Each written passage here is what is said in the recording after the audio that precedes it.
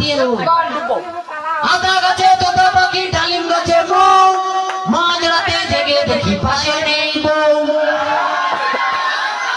কি করি ভেবে না পাই, সবার শেষে পড়লো মনে আমার বউ নয়, বউ নয়, বউ নয়।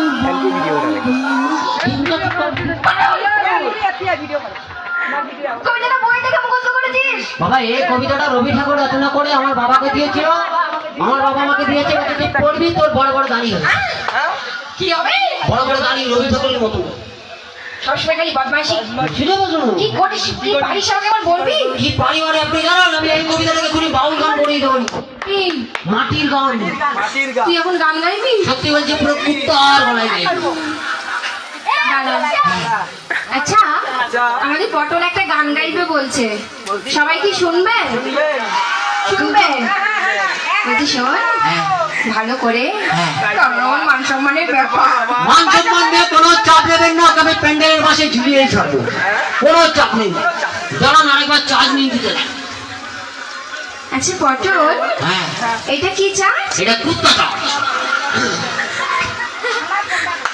ওরে আতা গাছে তোতা পাখি, ওরে আতা গাছে তোতা পাখি, ওরে ডালিম গাছে তেজে মৌ। এবার কাস্টিং শুরু। মাঝরাতে জেগে দেখি পাশ নেই বউ, হলাম মাঝরাতে জেগে দেখি পাশ নেই বউ। আতা গাছে তোতা পাখি, আতা গাছে তোতা পাখি, ডালিম গাছে তেজে মৌ। মাঝরাতে জেগে দেখি পাশ নেই বউ, হলাম মাঝরাতে জেগে দেখি পাশ নেই বউ। কি করি ভেবে না ওই মারি দিচ্ছে। আমার দিকে পড়লো মনে আমার তো বউ নাই, আমার তো বউ নাই। আতা গাছে তোতা পাখি, আতা গাছে তোতা পাখি, ডালিম গাছে তেজে মৌ। মাঝরাতে জেগে দেখি পাশে নেই বউ, হলাম মাঝরাতে জেগে দেখি পাশে নেই বউ, হলাম মাঝরাতে জেগে দেখি পাশে নেই বউ, হলাম মাঝরাতে জেগে দেখি পাশে নেই বউ।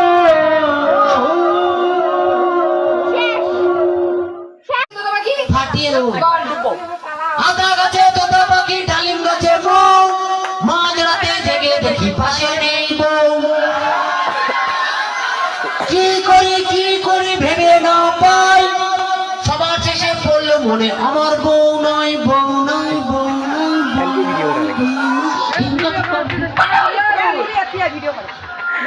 কবিতাটা বই থেকে মুখস্থ করেছিস? বাবা এই কবিতাটা রবি ঠাকুর রচনা করে আমার বাবাকে দিয়েছিল,